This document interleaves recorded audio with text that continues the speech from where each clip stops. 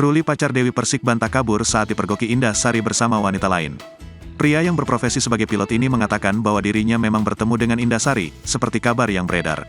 Akan tetapi, Ruli tidak menghindari Indah di sana. Alih-alih menghindar, pacar Dewi Persik mengatakan ia sebenarnya hanya ingin menikmati alunan musik di tempat yang berbeda. Pada saat itu saya juga lihat orang yang katanya laporin saya itu.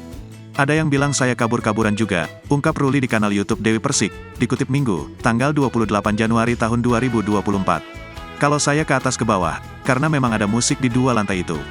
Jadi saya dengar musik dari lantai atas ke bawah, sambungnya. Lebih lanjut, Ruli juga menegaskan tidak berselingkuh dari Dewi Persik. Pasalnya saat kejadian, ia sudah putus dari sang biduan. Terlebih, Ruli juga datang tak hanya berdua dengan teman wanitanya. Sebagai informasi, hubungan Dewi Persik dan Ruli sempat diterpa isu selingkuh.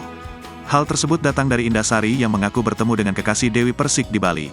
Akan tetapi, hubungan DP dengan Indah justru merenggang bahkan sampai saling sindir di media sosial. Pasalnya, Indah Sari disebut tak mampu memberikan bukti perselingkuhan Ruli ke Dewi Persik.